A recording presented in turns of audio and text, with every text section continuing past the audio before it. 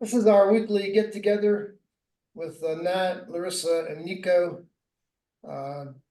Denver, Boston, South Africa, and Darinka usually shows up from Montreal or Toronto, rather. I don't know where she is this morning. But Nat had emailed me these questions, and I thought this might be useful for everybody. And let's go through them. How do you administer an IDA? An IDA, of course, is Individual Development Assessment, or the Individual Development Accelerator. If I understand correctly, you would not have the person take the survey, but keep people around them complete one. Actually, I tell people you should always take it the first time for two reasons. One is that you'll understand what people are asking. So unless you take it yourself, you won't know you won't have a context to understand the questions. And secondly, I would take your own scores and sit down with your spouse and talk about it. You might learn something there if you got the guts to do that. How would you pick, let me ask you folks, how would you pick the people? What would be the criteria? Always want to go to criteria when we make a decision. What would be the criteria to include people in the invitation for this? What would they be? I think they'd have to know them well enough to evaluate Exactly. behaviors. Exactly. That's the whole point. So does it have to work with you at that time? I would say the openness for learning, always opening yourself. There's always much more to learn about yourself. They were asking, how do you pick the participants in the survey, Nico? So the first criterion is exactly right. You pick people who would know you well enough to answer intelligently. What else would matter? If I had enough information, I always wanted to balance knowing that the negative sort of feedback as valuable as a positive exactly. feedback. You'd pick people that you know are not going to yes favorably. In fact, I did it when I conducted the IDA for myself. That's what with my who conducted it. Diana did it for me. So I intentionally gave her addresses and contact information of people who been very critical of me, as well as who were less critical.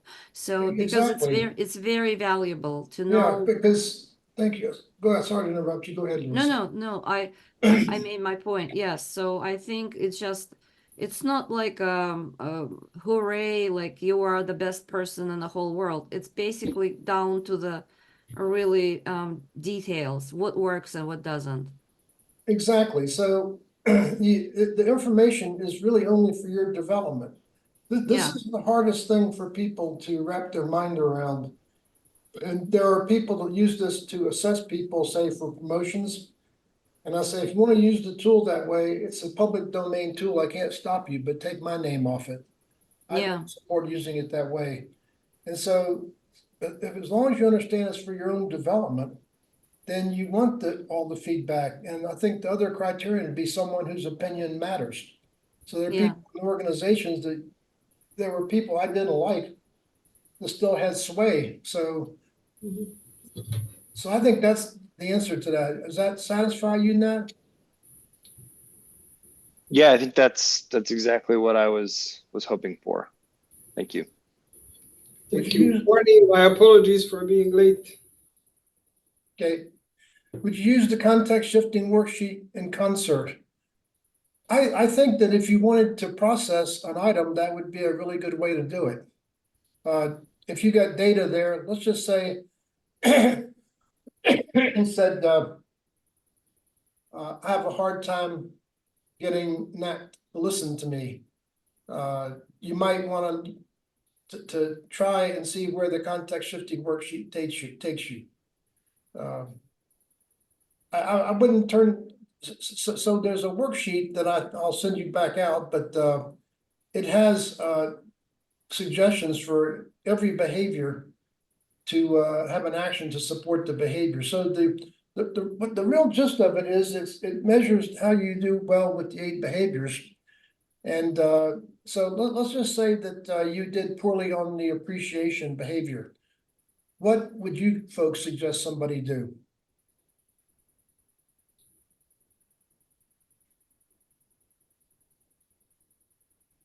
let's think about AMBR. What would you bring their attention to? Uh, What they're grateful for, yep. okay? And once you're grateful for an action somebody did, then when you express that gratitude as appreciation, it's authentic because you actually experienced it, the truth of your experience. So every behavior can have some kind of an action to boost it. And the way I usually do this is have the person come up with I have suggestions in that worksheet, but have the person come up with it. So my experience doing this human development work is that if you tell someone to do something, it may or may not work in their context. That's why the trainings usually fail, because consultants, I went off to these things for 2 weeks at a time when I worked for NASA, and nothing ever took back in the office because the academic who made the case for it in a very entertaining way made it sound like it makes a lot of sense. But then you go back home and try it out in the office and people say, "Are you nuts, Charlie? We're not doing that." So let the people come up with it. My answer to the question, thank you, Nat, for the question. Would you use the context shifting worksheet in a concert with any TD and IDA results? I honestly, I would not do it in any other way because you need to complete the whole process. Yeah, That's good. based on my experience. I've found that if you need to make a technical or business decision, the CSW might not be the best way. But my answer to this is go down that path, no matter what, try it. Because if it's not the way to do it, you'll find that out early. And most often it's going to give you an insight you didn't have. So Brissa, I think that's right. I would try it for sure. Thank you. So, Are we clear on this question? my observation about Charlie, my observation on these assessments, I completed several of them for others, and then I had them completed for me. And I actually think that my submissions about the others have become really meaningful once I had one done for me and I had a proper feedback. Yep. And it kind of it took me at least a little bit to really understand the value and what observations actually matter and how do you put things together so that the other person can find it helpful. Good. Thank you. Any more thoughts or comments on this question? Nat, we done enough for you? Yes, thank you. Do you add any comments in a TDA that focus on a particular individual? What do you think the answer to that is? My gut would say it depends. Not having actually proctored a full TDA, I'm not quite sure, but I was kind of, the question came off of Ian's presentation, and he talked about making sure to prompt the group that the focus of the responses was on the collective team. Yeah, I think the only reason I would say it depends is, I can't think of every single context and potential outcome, but there may be a situation where there is a worthwhile comment for an individual, particularly if it's positive. You might want to keep it in, but I don't know. so. Two things. One is, I don't think there's a problem with having it focus on the team because the wording says team behavioral norms. So when you're reading the question, if you read the question, you'll see that. But my answer is you never edit anything. And the reason that you don't is that if you change anything, someone in the audience is going to look for what they wrote and see it's been changed, and they're not going to trust anything else in it after you do that. So Yeah. my answer is you never edit anything. And suppose it says our team leader's an idiot. Do you edit that? No, you leave that there. And I teach people when they brief it, when you get to that, you say something like, the team leader will be briefing it. It'll be a personal attack on them. They say, I appreciate your candor and willing to give your opinion. But what we're looking here for is positive things we can build on and improve performance. So we're not gonna put a lot of time into that kind of comment and move on. But if Yeah, you edit anything, they don't trust anything else they read. And someone's Yeah. gonna know you edited it, to the person who wrote it. yeah, I never edit any comments, and in fact, it never even occurred to me to do that. Yeah, no, never. We talk about the Denver startup separately. That's Sure. That's a you and me discussion, I think. Okay, we good to move on to the slides again? Yep. Thank you for addressing that, Charlie. No, I think those are interesting to lots of people, so. No problem. Let's see, where we stopped, I believe, is here. Has anybody tickled their memory? This is right? I think that's about right. Yeah, I think so as well. I'm pretty sure. So this idea of social context fields. So what is a field? Technically trained people are surely familiar with the idea of a field. It's something we all work with mathematically, and that's not it. That's not what it is. My friend, theoretical physicist Sean Carroll from Caltech, a field is something that fills a space taking on a value everywhere. So if you're a technical person, you're probably trained with the idea of scalar fields, meaning a number, like a temperature in a room is different in every location in the room. Or a vector field would be the movement of every particle in the room. So that's what a field is. And what's interesting to me, I've got to take these little detours into physics once in a while. Before Einstein, the word field was not popular. The word force was used much more. Once Einstein showed a theoretical explanation for gravity as a curvature of space-time, in effect a field, the word field became much more popular. You don't see force much in physics and literature anymore. So a little aside. Everybody got this notion of a field? Yes. Magnetic field, gravitational field. Yep. So what's unique about humans? How did we come out of Africa much later than Neanderthals, who were bigger, stronger, and smarter than us, have sex with them and then annihilate them? How did we do that? Most people would say it's their individual abilities because that's what we reward with, say, a Nobel Prize. That's not it. We are hyper-tribal. More than any other animal, we are adaptively tribal. So ants are tribal and they work together to build anthills or collect food. We're tribal in ways that are just crazy, like sporting events. People actually go crazy enough to kill people at these things. Nationalism, loyalty to a country based on an imaginary line and a map. And this is what really fascinates me. We're such a strong force that we feel that we rely on our collective mind for our beliefs. So we have things in our head that we think are us, but they're not. They come from the collective. And you can see this, and I'm guilty of this in the sense that I trust pretty much, I'd say at the 2 sigma level anyway, 95% confidence, what I read in refereed journals. That's the way scientists build their tribes.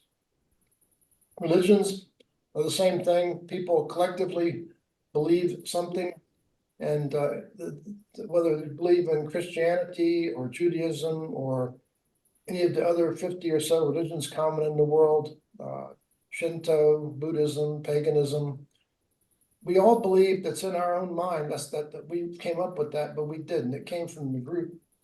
And you can see it in the political parties. How can the Republicans all back a guy as crazy as Donald Trump? And it's because they all are in this collective mindset. So what shapes human fields? Our behaviors, affecting everyone's behaviors. And then that creates a social context that in turn affects behaviors, kind of a positive feedback loop. This is why behaviors are so important, because that's why we measure them, that's why we manage them. They set up social context fields that in turn affects everyone's behaviors. Everybody clear on this? Yep, thank you. Thank you. So self-reinforcing feedback loops. I'm of the belief, it's another briefing, that our species is going to go extinct fairly soon. And due to the waste product of burning, of fire, burning fossil fuels, which is primarily carbon dioxide. And people ask me, when's it gonna happen? I say, here's how you can tell. The Arctic today, of course, is in the sun 24 hours a day in the middle of summer. And lots and tons of solar radiation comes in and it gets bounced right back out. And if it's the same wavelength that came in, a black body of 6,000 degrees, it goes right back out through the atmosphere and 10% gets absorbed in the snow and ice. When you get liquid water, 94% is absorbed and only 6% goes back out. So the total carbon dioxide is now 3 trillion tons in the metric tons in the atmosphere. People who write about this, I've not done the math, but people that are experts, ice-free Arctic adds heats of 1 trillion more tons. So you get a 30% increase in heating overnight when this happens. And that's enough to trigger all kinds of self-reinforcing feedback loops. Once this happens, there are people who believe the Arctic just gets hotter and hotter and hotter. It never cools off again. And Arctic basically serves as the refrigerator for the Northern Hemisphere. So that's a physics example of a self-reinforcing feedback loop. And let's think about a field that you're all familiar with, the gravitational field or the gravity field. So this is a little picture of the Earth and the Moon in orbit around the Sun. The whole thing is being held together by gravity. The gravity of the Sun's keeping the Earth in place, and the gravity of the Earth's keeping the Moon in place. What happens if an object goes through this, like an asteroid flies through a big object? What happens is two things. The asteroid has its orbit changed, and the orbit of the Earth around and the Moon are subtly changed as well. So there's this interaction between them. Let's say I have a magnetic field that's formed by a current going through a copper wire wrapped around the bar of steel, and I bring a permanent magnet in that's shaking. It will do two things. It will change that field, and it will also have itself field that field. So that's why we take 8 carefully selected behaviors, habituate those to make high performance social context fields that in turn create fields that change everyone else's behaviors. This is the self-reinforcing feedback loop, just like these 3 examples. This makes sense to everybody? Nico, you on board? Yep, Yeah, I just got a slight delay on my side with Okay. from time to time the connection, but it's all good, thank you. So social context fields control people's behaviors. People generally ignore these at their peril. You can and must control our social context fields, the ones we generate and create by how we behave. And the process is AMBR. Attention is a precious resource. When people ask me about my time, I say, I've got plenty of time. I don't have as much attention. So be wary of how you ask me to spend my attention. This sets up mindsets. Another word for this is attitudes. I don't like the word attitude because it infers bad attitude. Mindset is to me a more neutral word for this. And these are the springboards for setting up the behavior. Do the behavior. And as I think Emerson said, what you do speaks so loudly, I can't hear what you say. You get positive results and positive results motivate you to do this again and more deeply. This is the basic feedback loop that I think is everything. So every time someone asks me a question like the ones you asked, Nat, first thing I think is, where do we bring your attention? How we set the mindset? If you want to learn to be more grateful, you bring your attention to things that help you feel grateful. Our attention doesn't naturally go there. Psychologists point out to me that for whatever reason, humans don't feel comfortable being happy very long, but they can be miserable indefinitely. So you got to manage your attention, kind of like it's like what you look at with your brain. It's really simple stuff, isn't it? Conceptually simple, yes. So I was curious, we were doing these measurements of these behaviors, and I'm wondering about what's the social context that's affecting team behaviors. And I think the biggest influence is the leader's behaviors. And I do experiments, sort of like looking at things. I noticed when NASA had an administrator who was a smart, reasonable person, the senior management all behaved that way. We got a guy in there who had more like behaviors of Donald Trump. Everybody behaved that way. So look at the people around Trump, they all behave the way he behaves. And there's hierarchical leaders like a head of an organization, but there's also technical leaders in technical organizations like NASA or Microsoft or the like. Technical people hold a lot of sway because when they speak, people listen, kind of like that E.F. Hutton ad. And so to measure this, we used individual accelerators and with coaching. So in that case,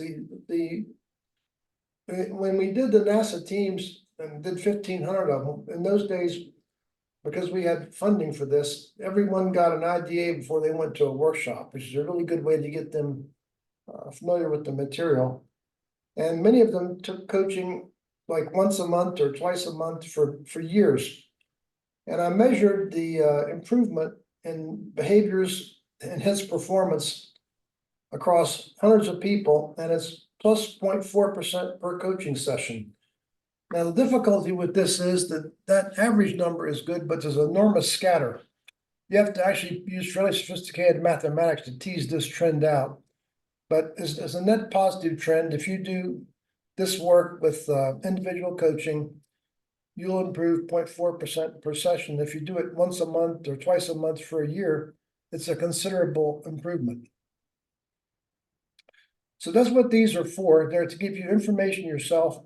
Some people are able to implement this all by themselves, and some people need the coaching.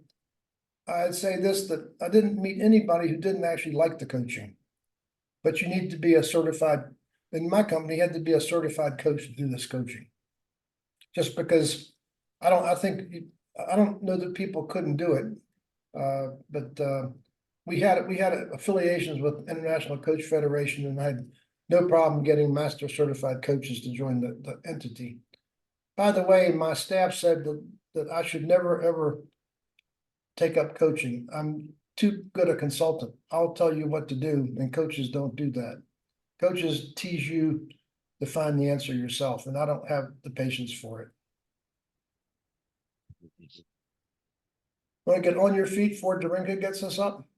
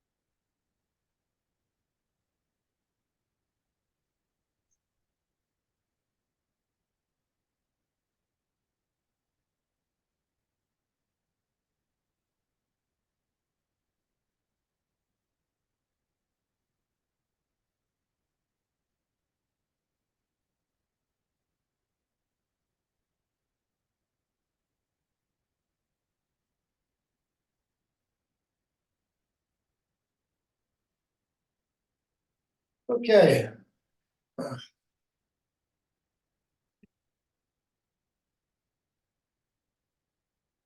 By the way, I think the other enormous influence is the behaviors of the team members. The leader is more powerful force, but right behind it is how individuals behave. That's why we're measuring these behavioral norms. And this measurement has an incredible improvement. This was a shocking thing. It's 4% per cycle.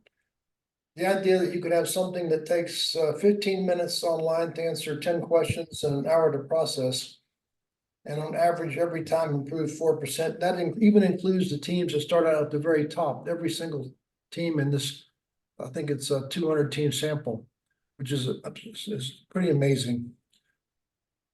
So this is our exercise we've been doing, and we got here before the slide came.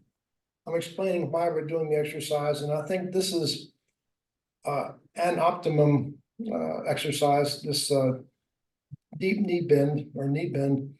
And it's really important to keep your weight on your heels and your knees behind your toes, otherwise you stress your knee too much. And I tell people that once you learn to do this, if you're walking around your business campus and see somebody else, you can give them the 4D salute and see what they do. If they've been in a workshop, they'll give it back. So it's the 4D salute. The reason we're doing this is because of a book I read by a lady named Gretchen Reynolds, who's the fitness editor for New York Times, and talking about the importance of getting your toxins taken out of your blood by moving. So since I'm into exercise myself, I thought I'd share an exercise routine with you. And you take a 5-pound potato bag in each hand and extend your arms, hold them as long as you can. Each day you'll find you can hold it a little bit longer. After a couple of weeks, you move up to 10-pound potato bags, then 50-pound potato bags. Then finally, you can hold a 100-pound potato bag for more than a full minute. I'm at this level. Once you master this and feel confident, you put a potato in each bag. Yeah, funny every time. That's good. I love it. I love it. Yes, thank you, Charlie.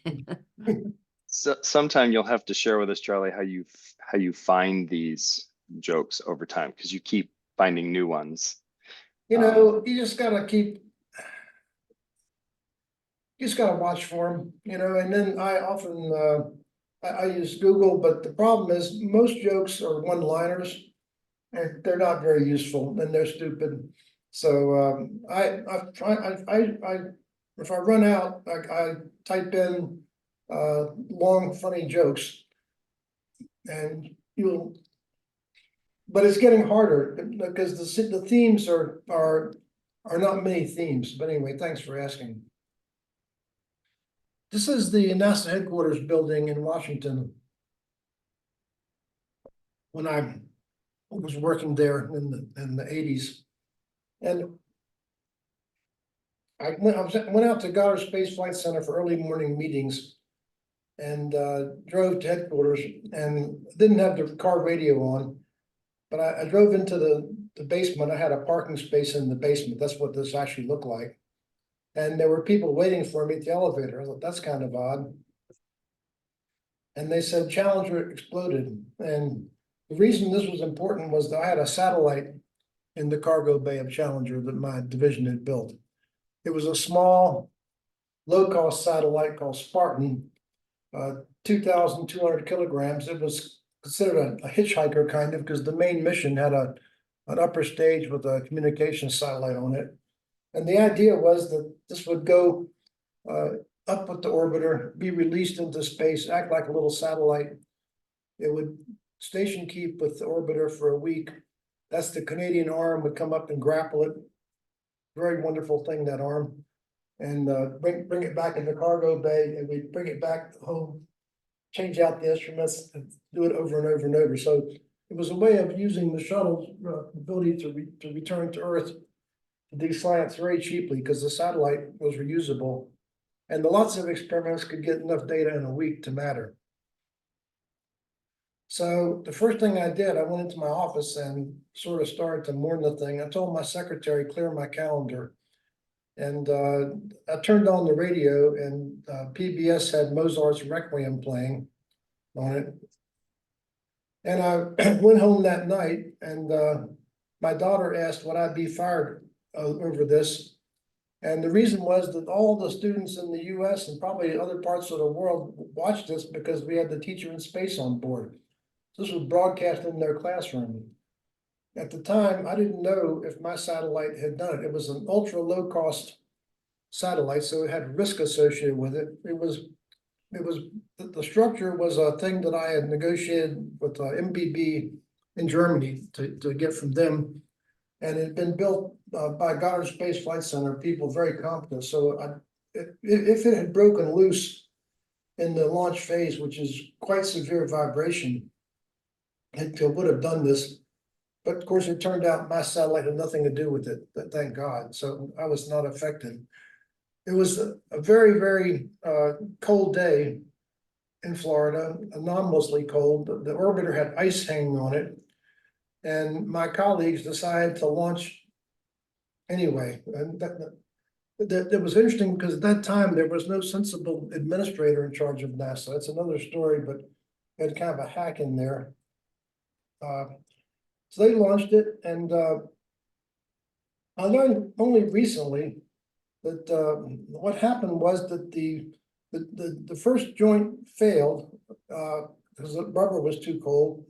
The second joint held until the thing got a very anomalous kind of a big bump, kind of like turbulence in an airplane as it was going through maximum aerodynamic pressure. So what's happening is the thing's going faster and faster and the atmosphere is getting thinner and thinner.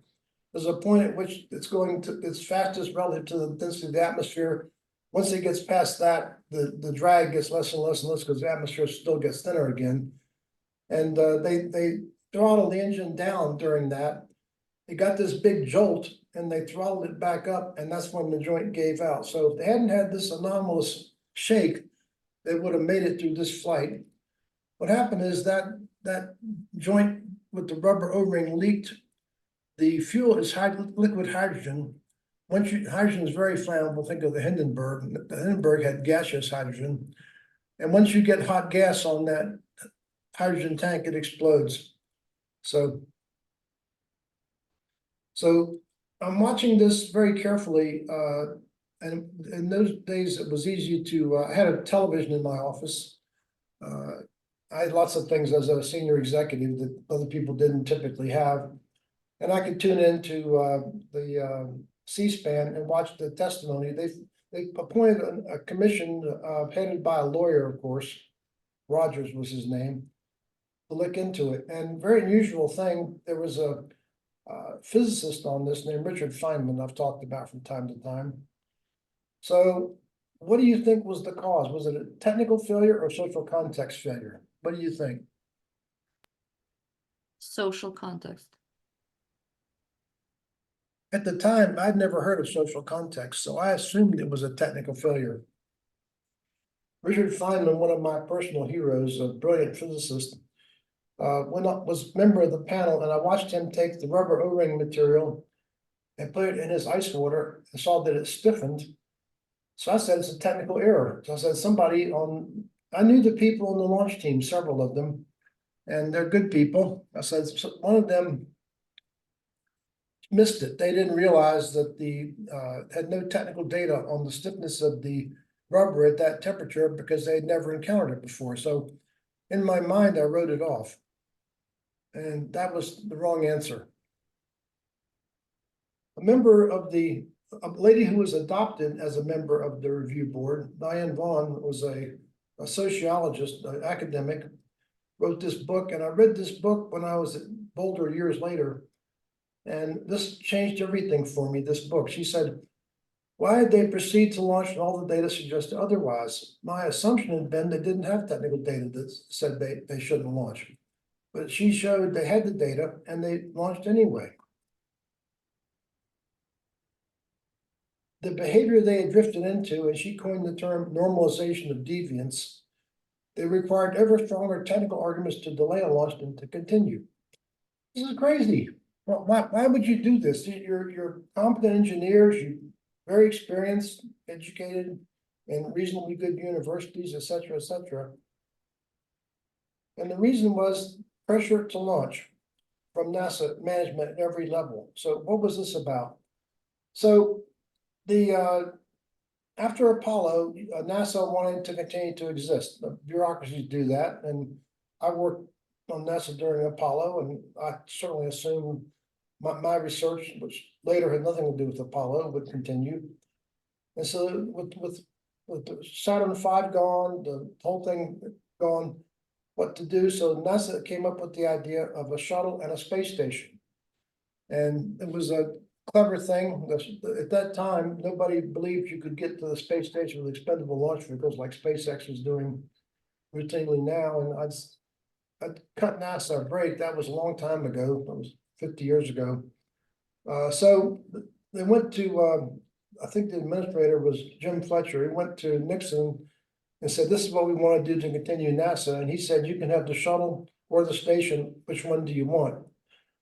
And I think he thought about it for a minute and said, the station makes no sense if there's no way to fly to it and rendezvous with it, so we'll take the shuttle. So the thing made sense together, and now they had to have a reason for the shuttle. So they came up with a story that said it's cheap access to space, and because we were using some things. Actually, all they were using is this expensive airplane and these two recovered boosters.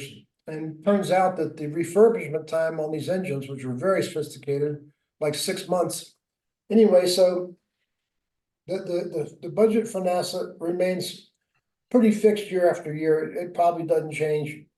It'd be unusual to change 5 or 10% a year. It's kind of level. And so the budget's fixed for the shuttle. And at that time, I was told we all believed it's going to fly 50 times a year. So the big worry then was, how do you make enough payloads to fill it up 50 flights a year? And the answer was a thing that Europe provided called Space Lab that stayed attached to the shuttle and came back like my little Spartan thing did. And they found out that the time of Challenger is launching 10 times a year. So it's costing something like 5 times as much as a regular launch vehicle. So what's the solution? To fly more often and fly faster. So the pressure was launch, launch, launch. So in that social context, the people had this mindset that all we got to do is launch. Also, the contractor who provided the boosters and other parts was not meeting schedules either. So the typical government response is to blame the contractor with relentless criticism. And what's even more interesting, I learned this later, is that we measure criticality by a number that goes from 1 to 4. Comes from the risk management matrix I've talked about many times. And criticality 1R means 1 redundant. Criticality 1 means if we have a failure, it's loss of mission, which in this case means loss of crew, loss of shuttle, loss of everything. And because there were 2 O-rings, it was believed that the system was redundant. In a redundant system, criticality 1 is much less serious than criticality 1 without redundancy. NASA figured out right a year before Challenger that if you didn't burst the first O-ring with the initial surge of the motor turning on, there wouldn't be enough pressure to seat the second one later. So to NASA mind, it was criticality 1. The contractor was still 1 redundant. So in this environment, they launched when they should not. Everybody understand enough what they want about this story? Yep. So what was it? Obedience to unfounded optimism overrode judgment. At that time, it was a common storyline with the NASA shuttle people that we're going to lose a shuttle once in 1,000 launches. There's no basis in fact for this, but that's what people believe. That's why they, to get more budget and more publicity, you put a teacher on there.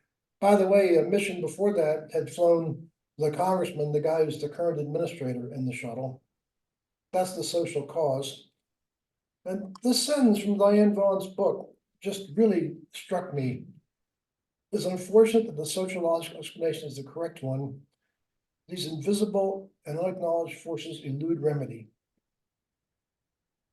Think about this. It's unfortunate that the sociological explanation, as opposed to the technical explanation, is the correct one. If it was the technical problem, you just know how to deal with that, just better technical data, better testing.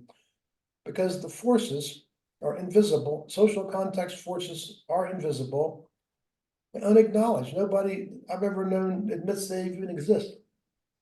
And so if it's invisible, unacknowledged, of course, it's hard to fix it. And I like the word elude remedy. She didn't say impossible to remedy. She said elude remedy, and that's right. Without these tools, you can't do it. So thoughts or comments about this statement? You on board with this? Yes, on board. And if I may just add a quick comment. Yes. It was a tragic, really event, of course, and the fact that we lost an amazing teacher really had I don't know, really a huge effect on the whole generation of students and educators. So because they were all watching live launch on TV. It could hardly have been worse, you know? Yeah, you can't really imagine anything worse than that. So as far as I know, nobody wrote the book about what really happened to those children who observed this and really who witnessed this. But as an educator in science and engineering, I see the consequences of it. That generation was really, really hit very hard. So sorry, go ahead, Charlie. That's right. I was talking to my book editor one day, I casually said the Challenger mishap. And she's quite gentle, polite lady. She jumped, said it was not a mishap, it was a tragedy, call it a tragedy. And I think you're right. My kids came home and that's the first thing they wanted to talk about. They'd all watched it. I mean, Yeah. and I think it set back not just the children, but the whole world space program for. Absolutely. Yeah. And you know, what's important to me is if you had this understanding, you could have prevented it. If you'd understood what you're doing, if you understood that what you're doing to the mindset of the critical people to make these decisions, you know, NASA doesn't have any super people. They're just ordinary people like you and me who worked a long time in the space program, and they're just ordinary folks, and they've got to sit there and decide. And it's you could have, but if you ever thought what you're doing by having this pressure to launch. Anyway, No, I totally agree with you, Charlie, on the same page. It's just really my sort of sad thinking is just have we learned our lessons, or are we much smarter after this tragic events, or are we going to really repeat the same mistakes many times over again and again and again? I think you know So the answer. I do. It's really a rhetorical question, It's a but rhetorical question, yeah. it's a rhetorical question. I'm sorry to say it, but it's just, I don't know. I have no other comments than just asking rhetorical questions. Yeah. So this is like the frog in boiling water syndrome. I'm sure you're familiar with this. Yeah. Humans have difficulty noticing slowly developing events. That's why climate science has so many deniers. It's a slow thing until it's not. It's kind of like Hemingway said about going broke. At first you go broke slowly, then all of a sudden, that's what we're dealing with. Did you add that parenthetical on that slide, or was that there before? I don't recall. That was there. I may not have spoken. Was it? But it was there. Okay. I may Yeah, not- I I may not have talked about it. Yeah, Ian Sharp talked about it, so that was just fresh in my mind. So Yeah. I think that's a nice way to change the language with the same meaning, right? Yeah, I mean, this is, I did another presentation that I started to show you guys, but I thought it's too depressing if you want to. It's the reality of climate change, and humans are our genus has been on the planet something like 2 million years, and every other variation, every other species has gone extinct. The prominent ones are Homo habilis, Homo erectus. Anything with Homo in front is a genus Homo, and we're Homo sapiens, which translates to wise ape, which is a stupid term. But throughout our 2 million years of development, we were in small groups of maybe 30, 40 people. We gave power to people based on personal relationships.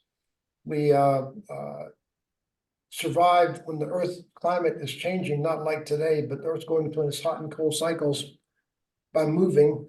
And if you're the last time before the comet changed the climate to where it is today, we were in an ice age.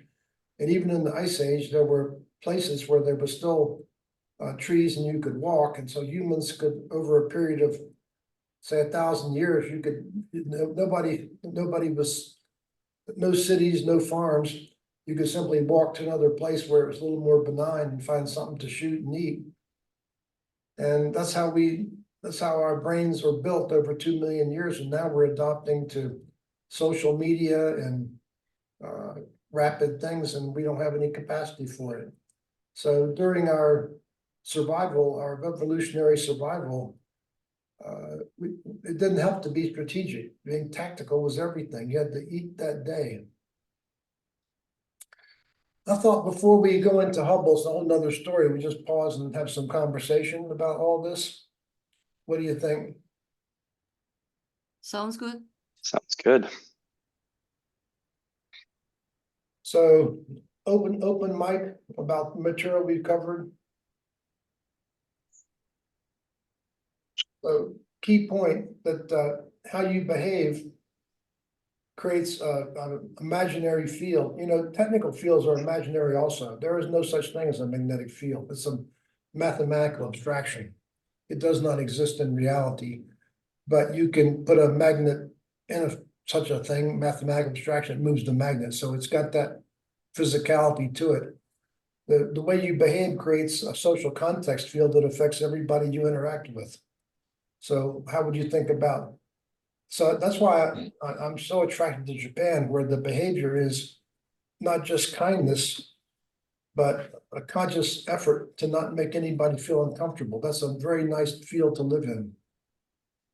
You asked me about this, Larissa. I thought about your question about how much my Okinawa influence had to do with it. Yeah. I've got a lot of friends living in say San Francisco that are very attracted to Japanese things, even though they may never even been there. And Japanese things in their yard and their house. I think it's arguably the most beautiful culture on the planet, independent of my own affinity for it.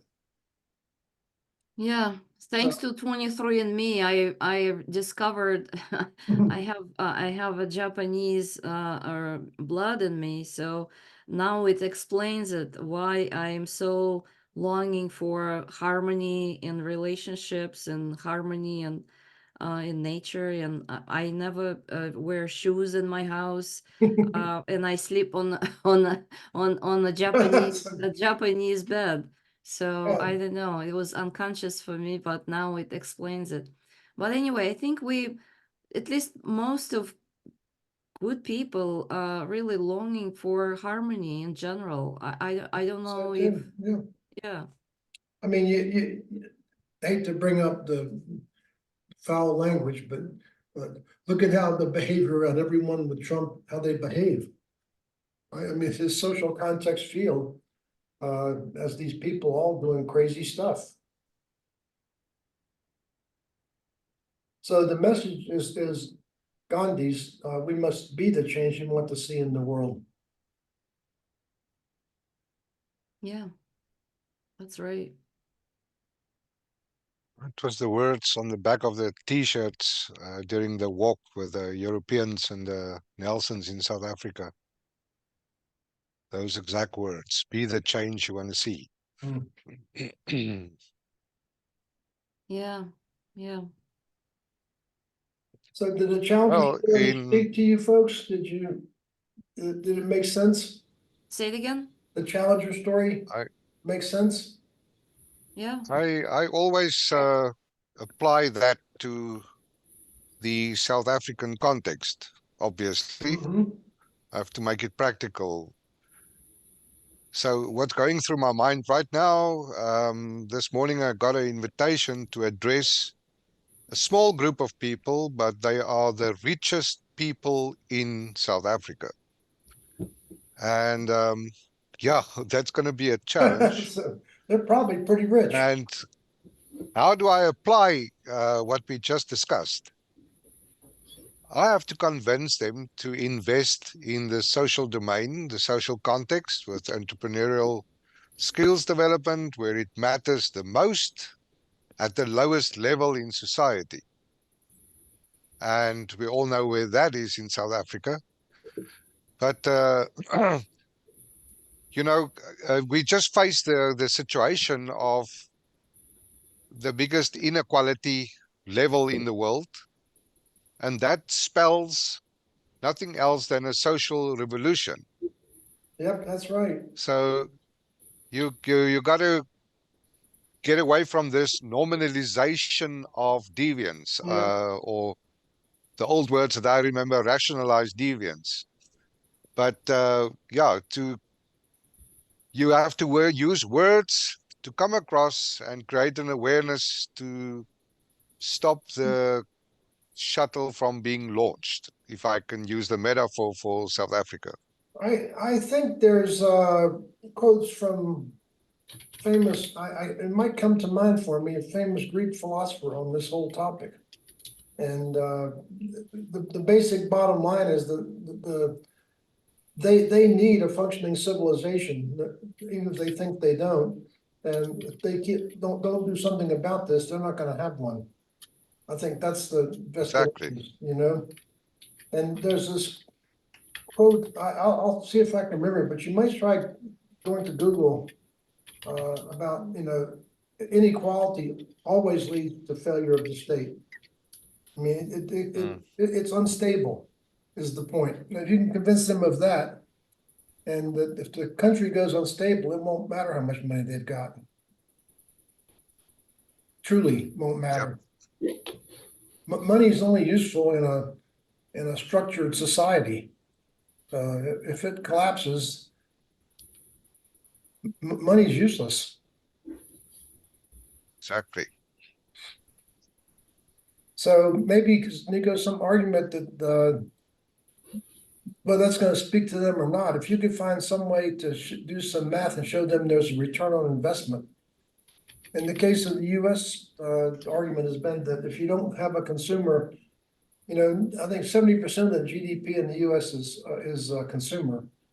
If you don't have a healthy consumer, you don't have a business. I don't know if that works in South Africa or not.